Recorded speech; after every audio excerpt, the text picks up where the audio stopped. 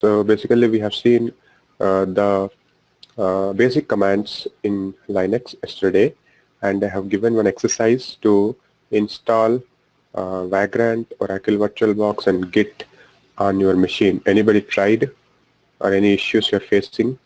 I have asked you to download and install Vagrant, Oracle VirtualBox and Git. Anybody tried? I have downloaded and installed Oracle VirtualBox. Downloaded both background and JIT, but I didn't install them. Okay, yeah, fine. Anybody else? I mean, anybody facing issue basically? So it's just like .exe files. Just download from internet and based on your operating system and try to install them. Okay. At the end of the class, towards the end of the class, we'll see uh, how to get a VM up and running with these tools. Okay. So one more thing you have to do is you have to enable the virtualization on the laptop. There is something called VTX we have to enable. Just Google Git download. You'll be able to get it. Something like download Git.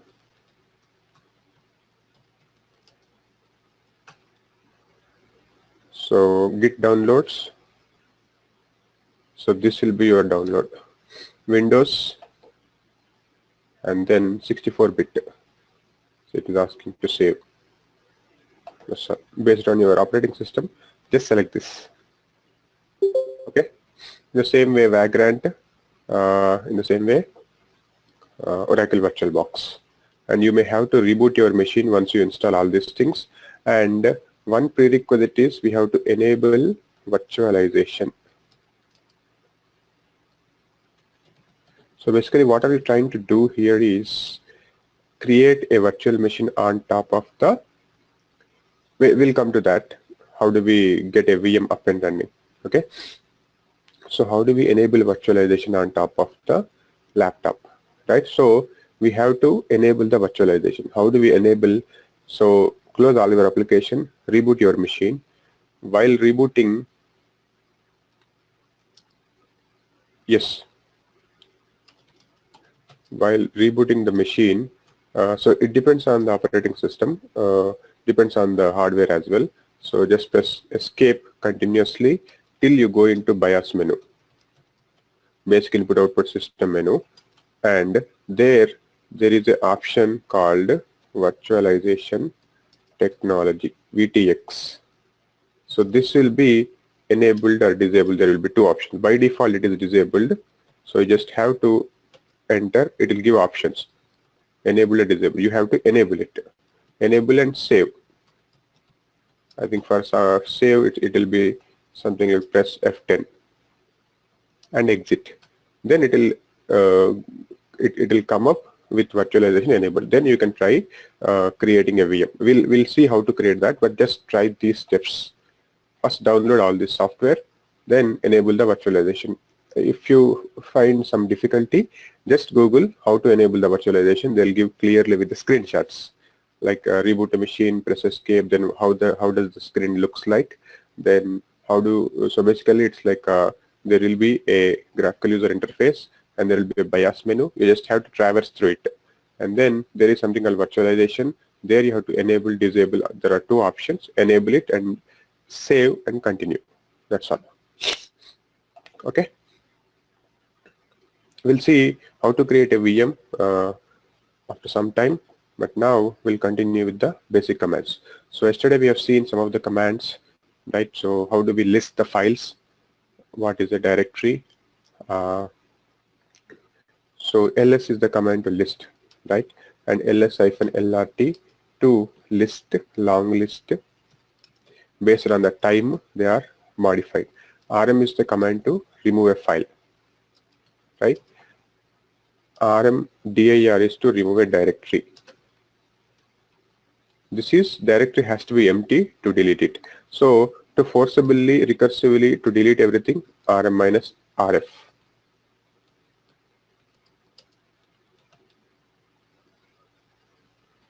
Okay, if you want to delete recursively, right? So what else we have seen? mkdir to create a directory, Is it okay if I continue with the basic commands, or you already know everything? Anybody, any non-Linux users here? It's myself. No idea about Linux. Okay, fine. Yeah, because uh, if everybody knows everything, there is no point in continuing. So I just wanted to check. So mkdir is to create a directory, and then cd is to change the directory. If you want to go to some other directory from your directory, cd we go to change directory.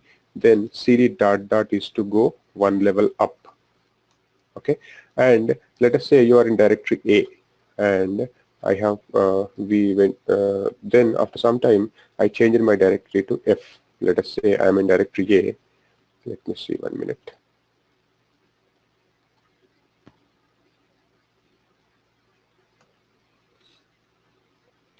Okay, so I am in directory A. Present working directory shows as I am in A. Then I did executed this command, which is cd bcdf. So I went to a directory called F. Present working directory will show my current path as ABCDF. Now I want to go back to my previous directory. CD dot dot dot dot dot dot. This will go 3 levels up, right? So if I'm in F, I'll go to D, C, B. Or we can also do one more thing. What is that? CD hyphen. This will go back to previous directory.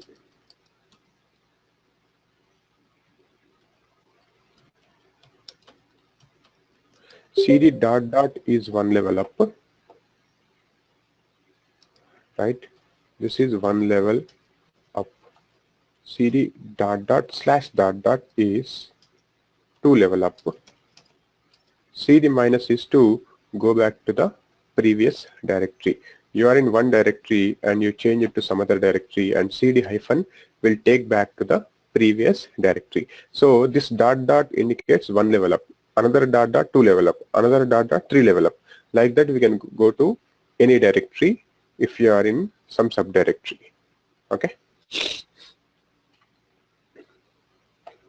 So we will also see, I said ls-lrt will actually give 9 columns, right? We would have seen in ls-lrt output, it has given 9 columns. Let me log into a machine.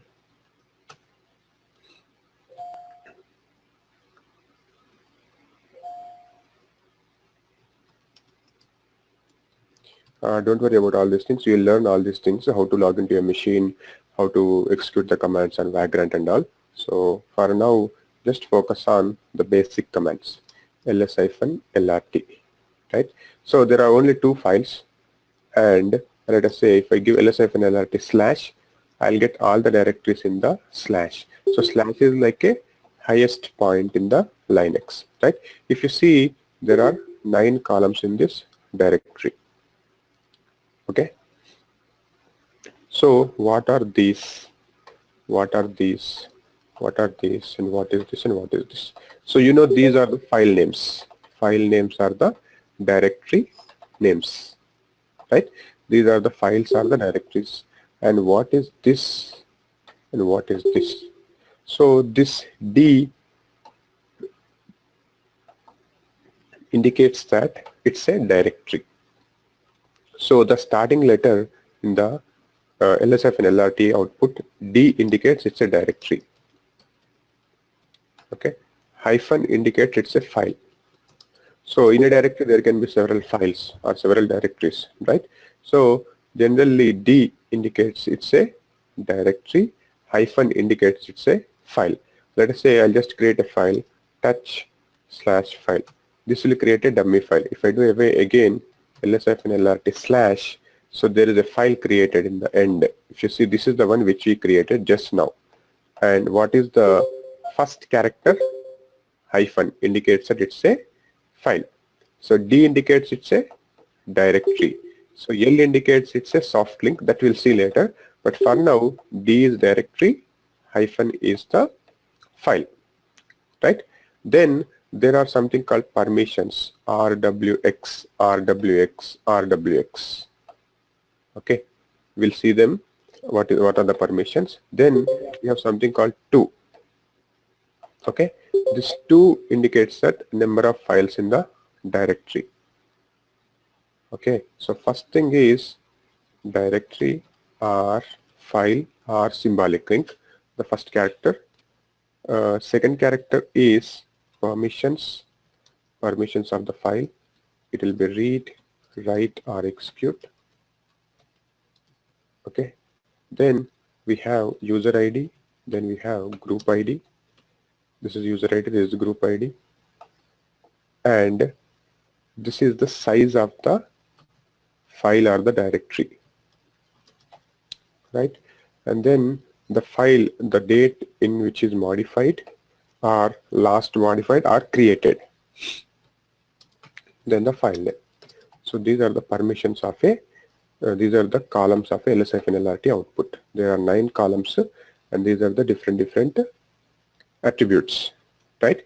So first is either directory or file, then the permissions, then number of files in the directory, then user ID, group ID, then the date, timestamp, size and the timestamp, then the file name, right? So we'll go through each of it. What is each of that and why it is useful, right? So when I say Linux server, and it is a some applications are running on that server, and the server is in the data center, and data center is a remote location, and multiple people will be working on that machine, right? So when I say, let us say there are 3 teams in the organization: development team, test team, production team, right? And let us say there are 2 users in each team, dev1, dev2. These are the users who log into the Linux machine every day and they work. In the same way, there are test1 and test2 users. In the same way, there are prod1 and prod2 users, right? So this is possible. There is a machine in the organization and there are people working on it, and there are different teams, and one is development team, other is test team, or let us just for example take build team. The users are build1 and build2, right? So when I log in as dev1, I log into my home directory called /home/dev1, right? If I say pwd, if I enter pwd on the machine, I'll be inside /home/dev1, right? So I'll have my own files. Let us say I created my files in the same directory, file1, file2, file3, right? So when I create these files will have permissions, right? So read permission means anybody can open and read it, right? Write permission means somebody can edit my file. They can just open it and write something to it, right? And then we have something called execute permission. What is execute permission? So if it is a shell script or Perl script or Python script, anybody can execute it, right? If we have the execute permission, then only execute it. So as a developer, I just want, let us say, only my team members to have read, write and execute permission. I don't want anybody else to have write permission or execute permission. They only should be able to read it, right? See, there are 3 teams: dev, test, build, 4 teams, production, and I logged in as dev1 to my machine, and I'm inside /home dev1, and I have some files, file1, file2, file3, and I want to define permissions. I want to restrict the users from accessing it, right? So I don't want anybody else from test team to write into my file, edit my files, or I don't want anybody from build and production team to edit my file. So they should be able to read it, but they should not be able to write it, right? So how do we set the permissions, right? So this read permission is called R.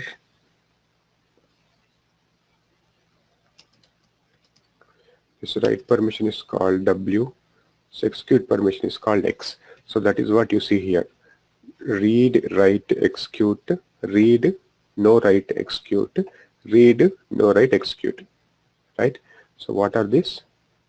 So if you see, So basically I am from development team, so I want all my team members to access this file, write into this file, execute this file, right? So dev2, if he logs into this machine, and he can work on dev1 files. Owner is dev1, but dev2 can still read the file, write the file, execute the file, because this guy has given permissions to his own team members, right? Whereas if I log in as test1 or build1 or prod1, I cannot write into this file or I cannot execute this file. But I can still read this file because dev1 has restricted the permissions in that way. So how do we do that? So he has given permissions like this. So generally there are three kinds of permissions: read permission, write permission, execute permission. And there are three kinds of users. What are they? Current user, group to which he belongs to, others. These are the three different people, there are different groups available in Linux. So in this case, who is the current user? Dev1. I logged in as Dev1, so I am the current user. Who is the group? The group which he belongs to. So he belongs to a group called Dev, right? And others. So all others, like people from test, build, and production, they all come under this group, right? So I restrict permissions like this: read, write, execute. So I give all the permissions to current user, myself. Then I give read, write, execute to group, means the group which I belong to. So development group. So dev1 and dev2 belong to this group. So dev1 and dev2 have read, write, execute permission. Others I only give read permission. I'll not give write and execute. This hyphen indicates that there is no permission for others, right? So this is what we see here. First character is whether it's a directory or it's a file. From second till this, these are the permissions. So in this case, if you see read, write, execute, read, there is no write option. Read, there is no write permission, right?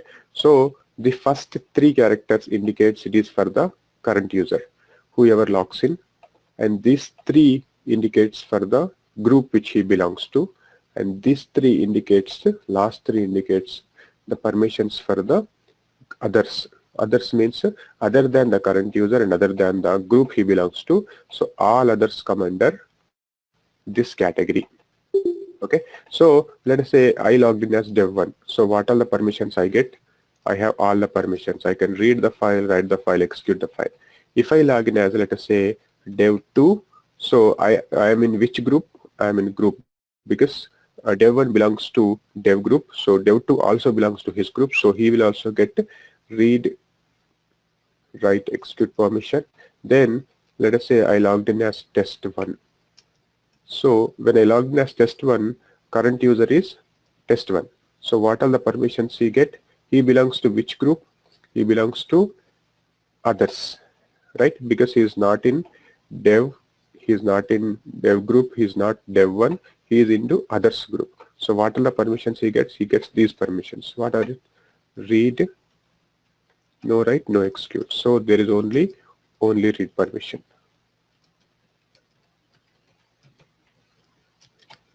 Right? Let us say I logged in as again production1. So which group I belongs to for this file? I belong to others group. Again, I will have only read permission. So this way we can restrict the other users from accessing my files. If I am dev1, I want only myself or my team members to have read, write, execute permission. Other than that, nobody should be able to write it or execute it. They can only see it's read only permission. Yes. Okay. So let us try to try this. So how do we change the permissions, right? So by default, let us say there are some permissions and I want to change it. I want to give permission to everybody. I want to give read, write, execute, read, write, execute, and read, write, execute to everybody. So this is like everyone has access to read, write, execute the file. So how do I give this permission to everybody? Right? So there is a command called chmod This is change mode. Then we can give the permissions. So how do we give? We need to give permissions to, let us say, here U indicates current user.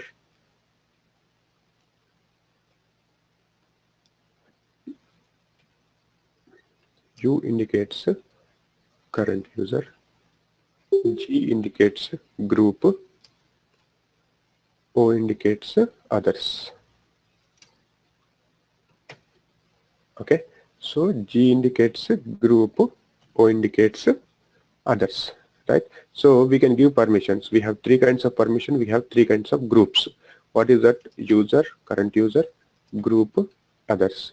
These are the people, and we have read permission, write permission, execute permission. So let us say I logged into a machine and there is a file called file1 and I want to give permission to everybody. How do I give? Chmod U plus is giving the permission. So I'll give read, write, execute, comma, then G plus read, write, execute. I'm giving all the permissions to group as well, comma, then O plus read, write, execute. I'm giving permission to others. So this is the command. If I execute this, it grants all the permissions to everybody. So this is the command we have to execute on the console, on the shell, right? What is the command? Chmod U plus RWX, G plus RWX, O plus RWX. Plus is for assigning, minus is for deleting the, removing the permission. Or I can simply say U, G, X, sorry, U, G, O plus RWX means then file name. This is also same as the above command. It is also will give permissions to everybody. Okay, so let us try that. So I'll just create a directory, test123. So I'll go to test123. Now what is my directory? Test123. Let me increase the font.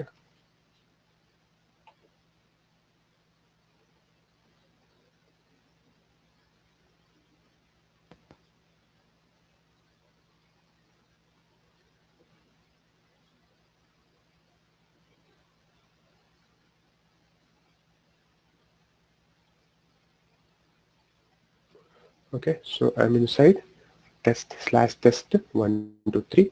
Let me create a file called file. So if I do lsfnlrt, so these are the permissions. By default, myself has read, write. There is no execute permission, and group has read, no write, execute. Others also has only read, no write, execute. Now I want to give permission to everybody. So how do I give? Chmod U G O user group others plus read, write, execute file. Now what happens if I do lsfnlrt? If you see, the color is changed from black to green, indicating that it has execute permission. So if you see here, these are the previous permissions. If you see, these are the new permissions. So read, write, execute, read, write, execute, read, write, execute. So everybody has got all the permissions, right? Let us say I don't want to give execute permission to others. They can just read or write, but they should not execute. 0-X. What happens now? If you see, this is the previous permission and this is the new permission. This hyphen, this X is replaced with hyphen, indicating that there is no execute permission for others, right? Let us say again I want to give execute permission for others. O plus X. Again this will change to X. So like this we can give different permissions to different people, right? Let us say again I want to have all the permissions to myself. I don't want to give any permission to my team members. I don't want to give my write or execute permission to my team members or group or others. So how do I do? Chmod. Okay. Then I want to remove G hyphen. Hyphen is to remove WX and the file. Now what will happen? So here if you see, write and execute permissions are removed for the group.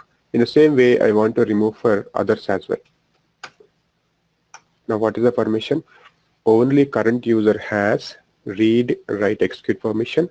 All others, the group which he belongs to and the others group, they only have read permission. The first three characters indicates for the current user, next three character indicates for the group, next three characters indicates for others, right? Like this, we can change the permissions based on the requirement. So we can restrict people from accessing the file. Okay. Now let us say, so this is one kind of syntax. What is that? Using user, group, others, read, write, permission, giving plus is for assigning, minus is for deleting the, removing the permissions. Now let us say there is another syntax as well, right? That is using numbers. Instead of typing all this, we can simply give based on the numbers. So what is that? Again, here we have user, group and others, but we have some numbers for permissions. So read indicates 4, write indicates 2, execute indicates 1.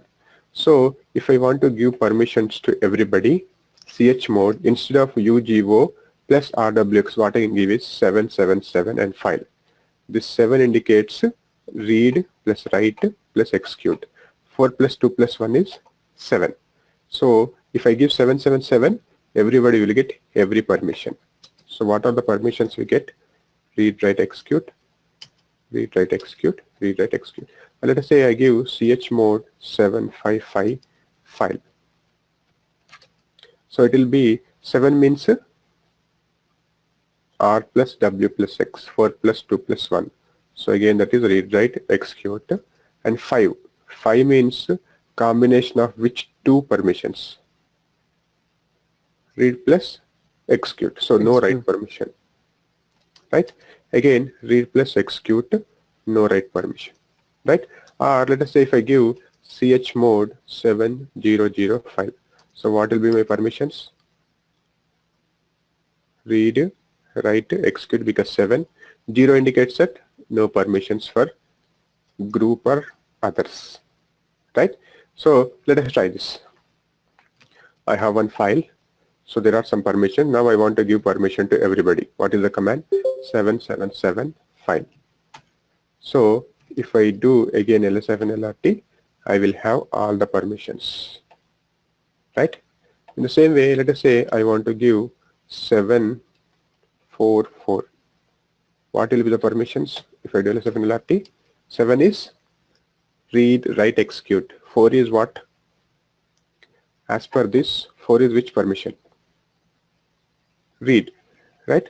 So if I do like this, only current user will have all the permissions. Group will have only read permission. Others also will have the read permission, right? So like this, we can change the permissions based on the requirement in two syntaxes. One is using ugo rwx, other is simply using the numbers. So we basically use this mostly because this is easy to use, right? So you just have to give the number based on the permission, and then you can just execute this command that will change the permissions based on the requirement. Is this clear? chmod is to change mode, change the permissions. There will be different users in a Linux machine, and if I log in as root. So here I logged in as root. So if I see ID is the command to check what is the current user. What is the current user? Root. UID is root. User ID. GID is group which he belongs to, right? So if I log in as dev1 and if I type ID, what will be the output? Dev1 as the current user. Dev is the group. So there will be a UID, a group ID. ID means there will be some number associated with, let us say some number, let us say 1000 is dev1 number. The group which he belongs to is a dev and its number is also 1000. So there will be some users and the groups which he belongs to. So ID command will give you the user ID and the group ID. Or you can also give who am I. This is also one command. This will also check what is the current user. Or you can also give a command called finger. Okay, I think it's not installed. This will give who all are logged into machine. Okay, and there is also command. Let us say you logged into a Linux machine and you want to check what is the version of the Linux, right? So you logged into a machine and is it SLES operating system or Ubuntu or Fedora or CentOS, and what is the version associated with? Is it RHEL 7 or RHEL 6 or RHEL 5 or SLES 12 or Ubuntu 17.10 or 16.04? So there is a file which has this information. Okay, so just say etc star release, cat etc star release. This will basically give the information about the version. If you just say cat etc star release, if you see, this is actually CentOS version 7. Okay, on any operating system, just understand that we'll see what is the star in the coming classes. This is actually a wild character, and so basically there will be multiple files, so where the information of this release will be given. So if we give star, it will open all the files which end with release. Okay, so if you just execute cat /etc/ star release, it will show Linux flavor. What is the Linux? CentOS or Fedora, and then version associated with it, right? So in this case, CentOS 7, or maybe if I log into Red Hat, or let us say I log into Ubuntu, it will show Ubuntu 14.04 or 16.10 or 17, like that. There will be versions. So if you just want to check what is the version you're currently working on, you can just say cat etc star release. Okay.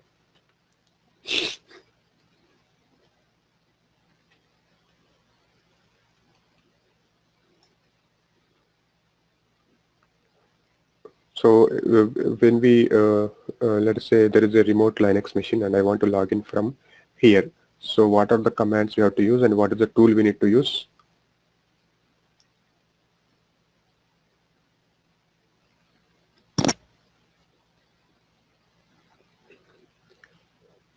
So yeah, we use putty tool to log into a remote machine from Windows laptop, right? So we have to download putty and give the username and then give IP and then give password.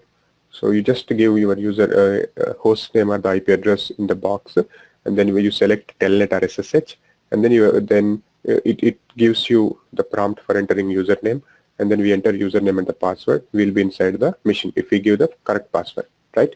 So we use two protocols. One is telnet, the other is SSH. So these are two protocols basically for logging into a machine, right? So this basically listens on a port called 23 and this listens on a port called 22. So on the server which is in the, so let us assume there is a box. This is my Linux server. This is the hardware. On top of that, there are multiple people trying to log into the machine. Okay, just assume he is the current user and he has a laptop. He is actually working on this machine, remote machine from here, right? So there can be multiple people working on the same machine, right? So how does everyone logs into this machine? Again, using either putty or git bash or terminal. There are different tools to log into server, right? So this is the server and these are the different people.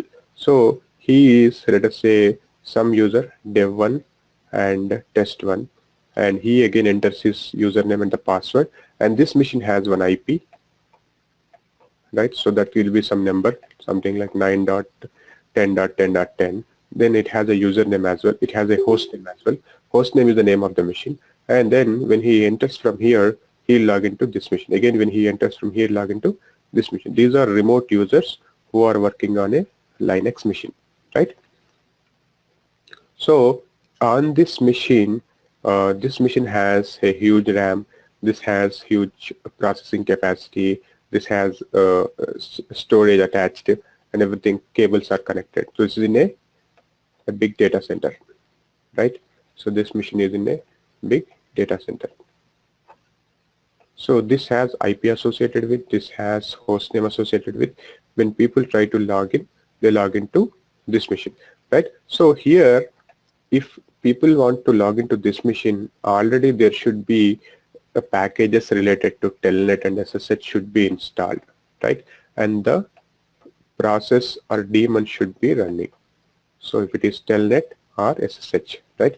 So if people want to log into this machine, let us say there is a Linux administrator, he has to configure Telnet and SSH, and he has to give permissions to these people to access this machine, right?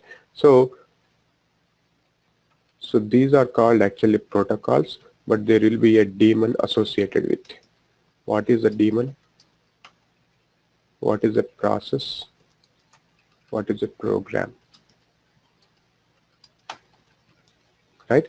So let us say we have just written a Java program, or C program, or C++ program, right? So we execute that on a Linux machine. So how do we execute? How do we compile? So depending on the programming language, we just compile. Let us say on a Linux machine you have written a hello world.java program. So what will be there inside the program? It will be something like system.print.ln equal to hello world, right? Then once we have written this program, we need to compile it. We have to compile using Java C hello world.java. So what happens if we compile? This will actually provide, it will generate a binary called hello world.class, right? Then this is compilation, then we execute using Java hello world. So this will provide a output called hello world, because we just say to print hello world using Java. So this just a sample example, right?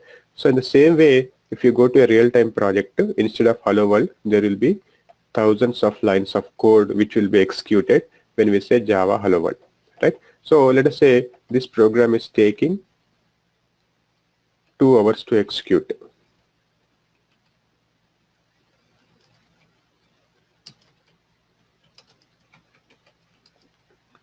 Right? So when we start a program, it actually starts a process, right? So program under execution is called a process,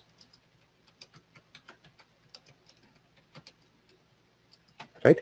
You started the program, you started executing the program. That program is printing something, it is executing something, it is creating some files, it is removing some files. They have some features associated with that program.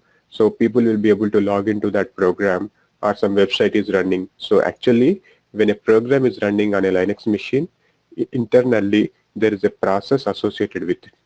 What is that? Process is nothing but the program under execution. How do we see the process?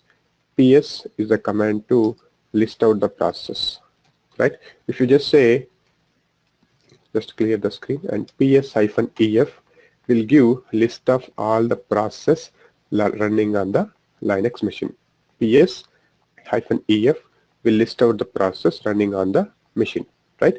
And let us say, so this process here, SSH or Telnet, are two programs which are already running on the machine. So they will be running 24/7, 365 days, right? So then only we will be able to log into the Linux machine.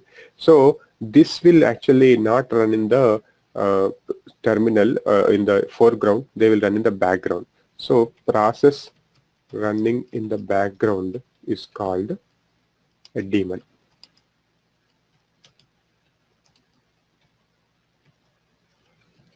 We'll see what all these in the coming classes, but just for understanding, so SSH, Telnet are two protocols to log into a machine.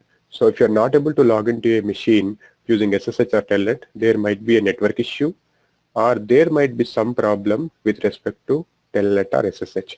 Maybe the process is not running, maybe the process is not listening on the port, maybe there is some problem with the daemon, there might be some problem with the configuration file.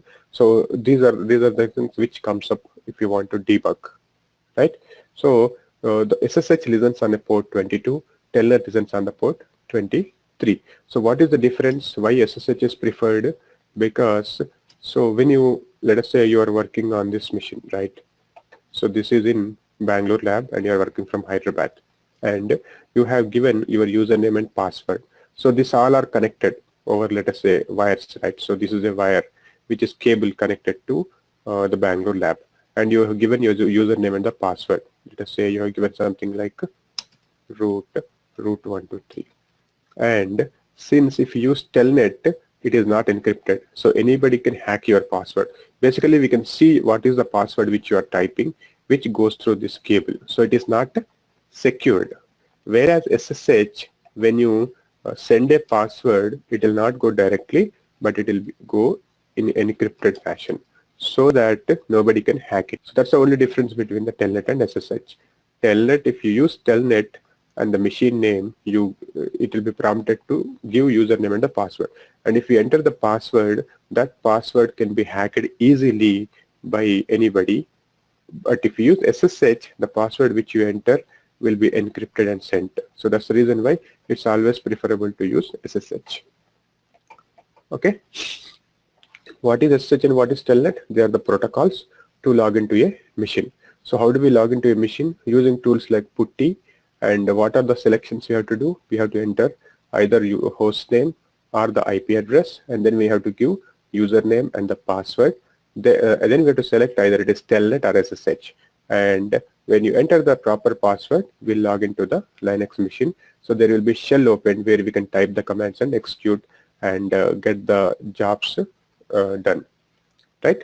So what are the other commands we have? Is this clear so far? So let us see. So I said I have asked to install 3 tools, right? Vagrant, then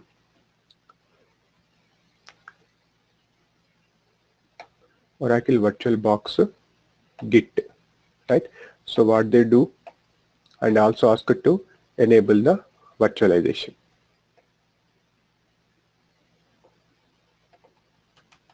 So this is for you to practice the lab, practice the Linux command, practice the shell scripting, practice Chef, Puppet, Ansible, everything you can do in your laptop itself, right? So how do we do that? So we have to basically download Vagrant, Oracle VirtualBox, and Git.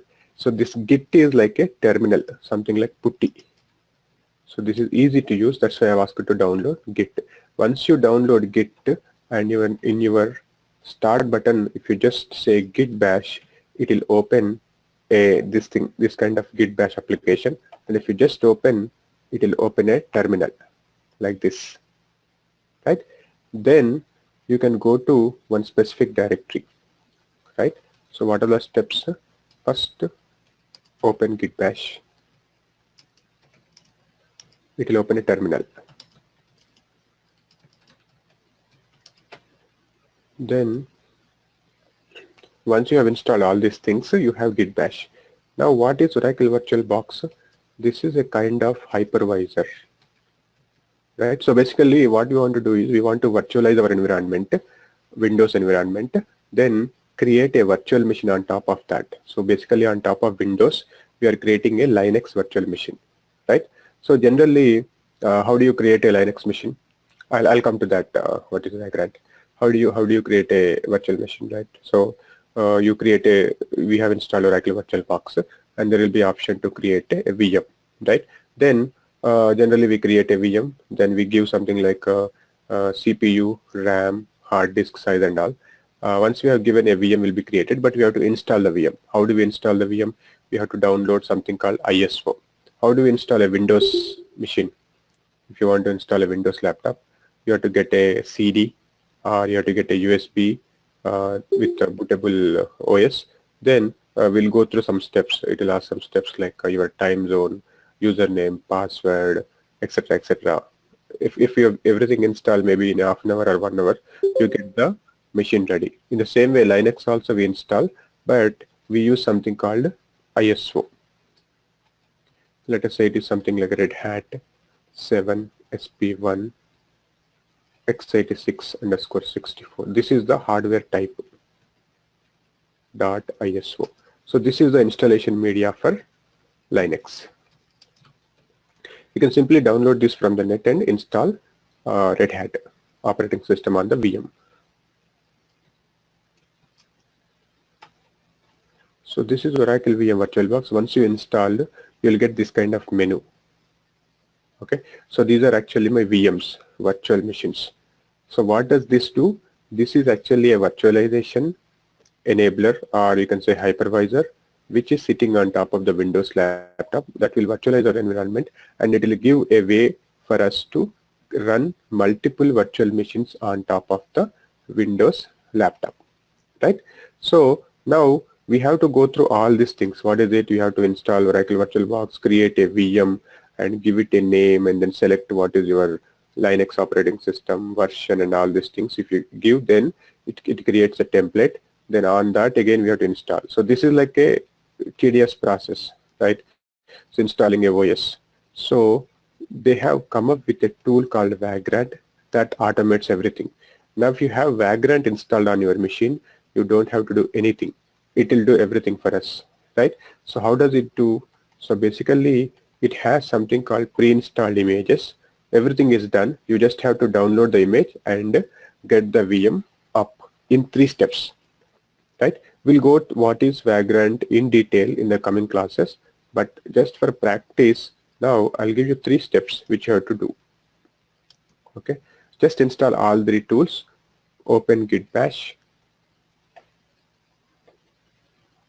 okay, then create some directory, something like mkdir vagrant1, and go to the directory cd vagrant1. Then third step is just say vagrant init. This will create something called a vagrant file, right? So somewhere we have to tell what is the operating system you want. You want Red Hat, or you want Ubuntu, or you want Fedora. That we tell in vagrant file. Then modify vagrant file to specify OS related information, right? So I'll just open git bash. Now create a directory, let us say vagrant 123. Then okay, already there. So create, don't give slash, it will try to create in the root directory. Give just mkdir, just cd, and give mkdir vagrant 123. This is your current directory, right? What are the steps? Open git bash and then mkdir vagrant1 cd vagrant1 and say vagrant init. 1 2 3 or 1, anything is fine. Then pwd is, it will create a directory inside my home directory. So this is in Windows, this is my home directory, and vagrant 123 I created. Now just say vagrant init.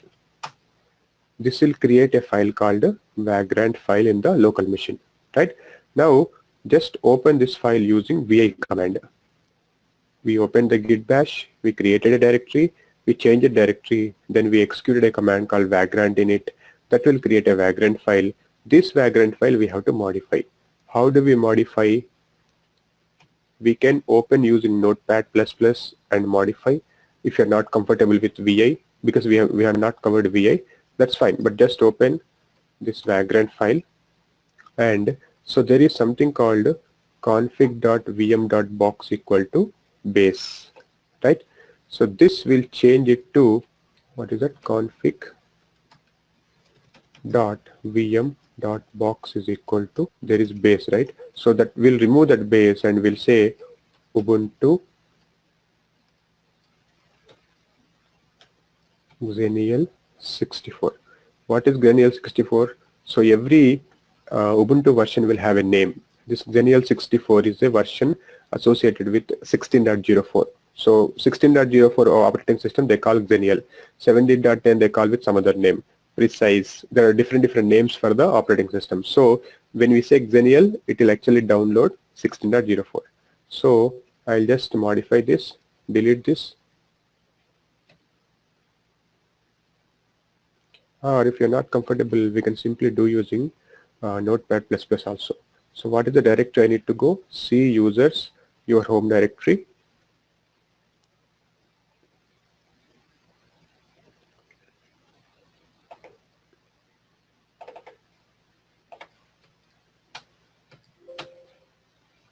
So what is the directory I created? Vagrant123. So go to Vagrant123 and just try to edit this file with Notepad++. And there is base, so remove this and say Ubuntu Xenial 64 and save. Control S and that's all. Then just go here and say Vagrant up. What will happen is you are actually getting a VM ready. You're actually not installing, but someone has already installed for you and they have put their image in the cloud. So there is a Vagrant cloud, and then from there when we say Vagrant up, it will download the image to your local machine, your Windows machine, and it will boot the VM up with the Ubuntu image which we downloaded, right? Vagrant is something like an application which is installed on. We'll see what is Vagrant in depth. This, because why I'm trying to do this is initially so that we can just practice the basic commands, right? So try this. We have Vagrant class. What is Vagrant? How it is pulling the images? Where are the images? How to search? All these things we'll see. But for now, just do this blindly, just to get the VM environment ready. So what is the use case of Vagrant? Why Vagrant is developed is, basically let us say I'm a developer and I have application ready and I have given a bug fix, and that is failing in the production because I tested my in Ubuntu and it is failing in Red Hat operating system. In production there are multiple machines. It is working in Ubuntu but it is failing on Red Hat. What is the problem? Because as a developer I did not test on Red Hat, I tested on Ubuntu. So to get the environment again I have to run to a tester and ask for a Ubuntu machine and then try on it. So to avoid all these things, what we can do is instead of going to someone, we can develop environment locally on my laptop itself. I can have Red Hat operating system, I can have Ubuntu operating system, Fedora, all these things I can develop locally. How is that? Using tools like Vagrant, Oracle VirtualBox, Git. What is Git? Git is actually a version control tool, but it also provides a nice graphical user interface. That's the reason why I'm asking to install Git. Okay, using Git bash, we can type the commands. So after installing all these things and after enabling the virtualization, just open Git bash. It will open a terminal. Create a directory.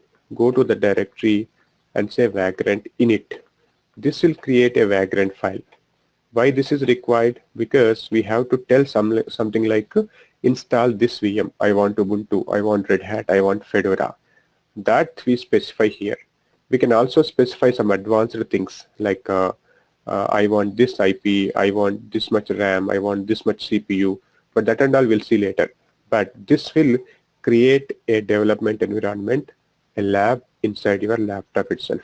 So try this and we'll see if there are any issues tomorrow. Okay.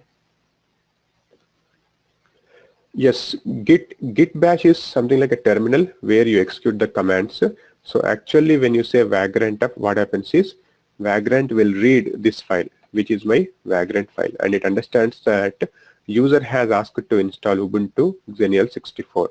So it will go to Vagrant cloud, it will download the image, and Oracle VirtualBox will create a VM and it will boot with that particular VM. So once this is ready, you will have a VM up and running on your Windows laptop. Then if you say Vagrant SSH, you will log into the machine, right? Then you can execute the commands. So try this. Don't worry about what is this and how it's done, what is happening internally. That we'll cover in detail when we are covering Vagrant, which is like next topic. Okay. So this is just to practice the basic commands on your laptop itself.